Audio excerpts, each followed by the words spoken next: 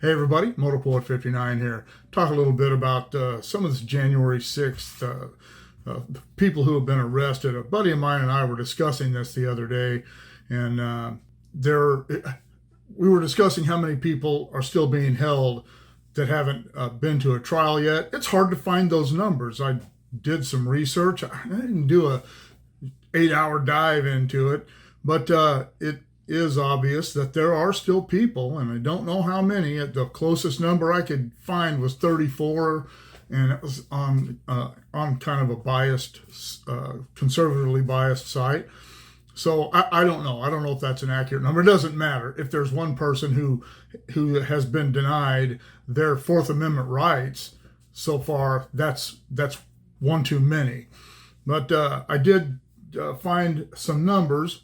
Excuse me. That I want to go over here real quickly before I get on to another point.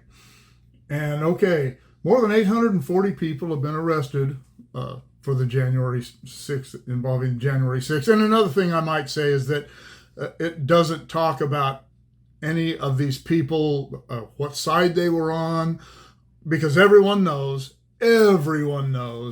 that this was incited by people on the left who were planted there to do just what happened. And I'll get into that in just a minute. Only around a quarter of those arrested, 185 individuals, have received criminal sentences. The rest are waiting for their trials or haven't reached plea agreements. There are 80 defendants who were sentenced to periods of incarceration with longer terms for those who engaged in violence or threats. So far, the median prison sentence for the January 6th rioters is 45 days. And another thing I want to bring up real quickly before I forget is that this was not an insurrection. I hate it when I hear people use that term.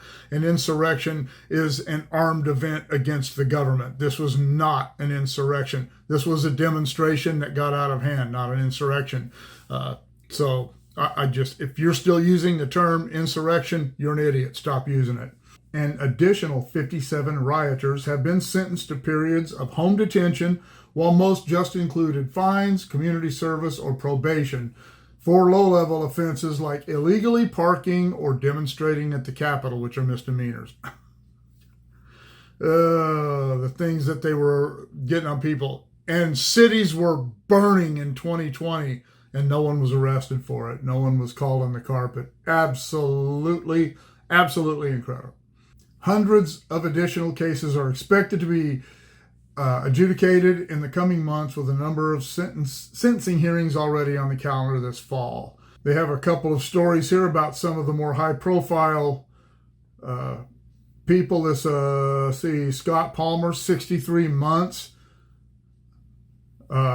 He hurled wooden boards and a fire extinguisher at police officers guarding the Lower West Capitol. I didn't look into this guy, so I don't know which side he was on. He's got a red hat on, and he's wearing a coat, a flag coat. He must be a Trump guy. But evidently, multiple cases of assault on police officers from this guy, and he claims he was acting in self-defense. I don't know. I didn't see it, so I'm not going to comment on that. Devlin Thompson, 46 months, for assaulting a police officer with a metal baton. He tried to throw a speaker at the police, but ended up missing and injuring another rioter. And, well, I guess I better backpedal a little bit on what I said about it not being an armed insurrection. This guy, Lonnie Leroy Kaufman, 46 months, drove to Alabama in a truck loaded with Molotov cocktails, a 9mm pistol, a rifle, shotgun, hundreds of rounds of ammunition, large capacity ammunition, feeding devices, a crossbow with bolts, machetes, camouflage smoke detectors. This guy's obviously, I don't care what side you're on, driving around with that kind of stuff. I can't believe that 46 months is all he got, I guess because he didn't break any of it out, which still makes it an unarmed assembly, whatever it turned into. But anyway, I'm not going to go on through all these. It doesn't really matter. My point that my buddy and I were talking about was based around the people who hadn't been granted their Fourth Amendment rights yet. And I could find, as I said, no solid number about that. Those people who got involved in throwing things and hitting officers and stuff should never have been in there. As I said, it's a well-known fact that this was all, that the mob mentality was incited by plants from the left. You see the footage of that, and some of these people wearing MAGA hats. You can tell when people are Trump supporters and when they're not, because sometimes you really can tell a book by its cover, and obviously a lot of these people weren't. And that happened during the entirety of the Trump administration. People wearing MAGA hats, people being accused of, we won't even get into the Jesse Smollett thing, all this stuff, and has been proven time and again to have been incited by people on the left posing as Donald Trump supporters. But on January 6th, my issue with that, and with these people who got involved in violence, breaking into offices, who were conservatives. The only death was a conservative gal from San Diego, I forget her name, I'm going to look it up, who was killed by one of the police there. And she was the tragedy of that. And unfortunately, she didn't even become the focal point. The officer who shot her wasn't identified for quite some time. If that would have been the other way around, where a liberal had been shot by a police officer, that would have been the defining moment. That would have been what that all became about, rather than a bunch of people on the left breaking into whatever it was. And we all know that's true. But if for the people who went there, the conservatives, they should never have been involved. They should never have crossed that fence. Even when the fence was knocked down, they should have stayed where the fence was. We have the right to assemble peacefully.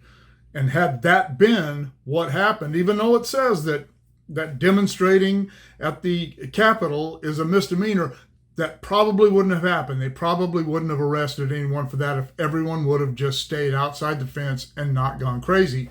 But one of the reasons I don't go to demonstrations is because I have a short fuse and a hot temper.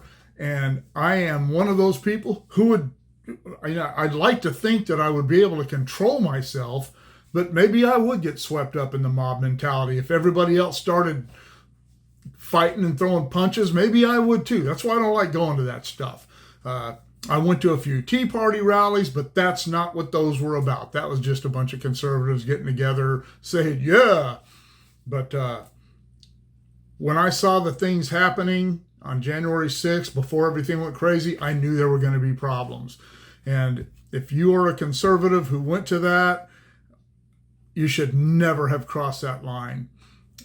And you certainly shouldn't have started throwing punches and throwing fire extinguishers. You certainly shouldn't have showed up with an arsenal in your truck. I mean, come on, man. Things are getting out of hand.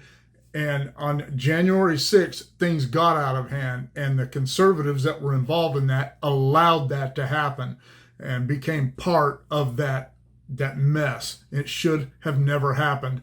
We are conservatives. It is our job to keep our heads and keep our wits about us. It's the left's job to go crazy and do stupid things. And I've heard people say, yeah, well, it's time to fight fire with fire. That's not fighting fire with fire.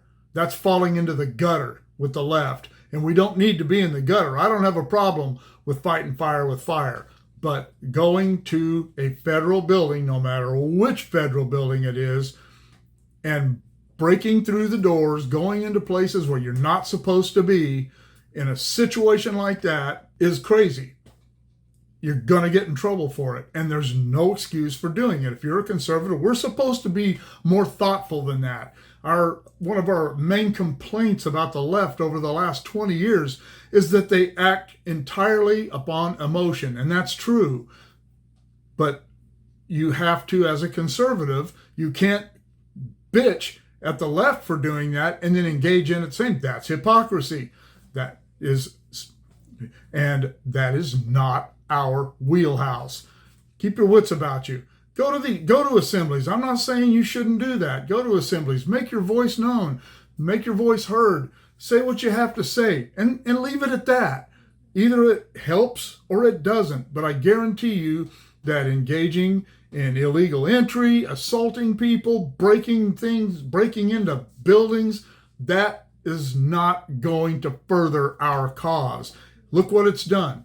That divided the conservatives, and it didn't separate me from those people. I don't feel like that. I feel for those people. I just wish they had put a little more thought into what they were doing rather than allowing their emotions to run away with them. It didn't change a thing. It didn't change a thing. And thank God that idiot that brought all the guns didn't get those things out and start going crazy and actually injuring others. Like the guy that threw a speaker at somebody, missed them and hit another rioter, hit probably one of his own people he was for. It probably wasn't one of the plants. Come on, man. Same thing. You can't get guns out and start shooting them in crowds like that. You never know what's going to happen. You can't just start throwing punches. You can't just start throwing fire extinguishers and boards and speakers and whatever. You have to keep your wits about you. If you go to these demonstrations, make sure you're the ones using your head and not your emotions. Let the left do the damage. If they would have left things alone, if every conservative there would have stayed beside that fence, then it would have been easy to identify those who started instigating things as anti-Trump liberals and progressives. That would have been very, very easy. Now it's too late. It was too late the next day. And a lot of people have suffered for it because a lot of these people got wrapped up in that and for illegally parking, for just being there. And I don't know. That's how I feel about it. How do you feel about it? Let me know in the comments below. Shoot me an email at motorpoet59@gmail.com. Like, share, subscribe, click on the bell if you want to be notified of future content, and we'll see you all later.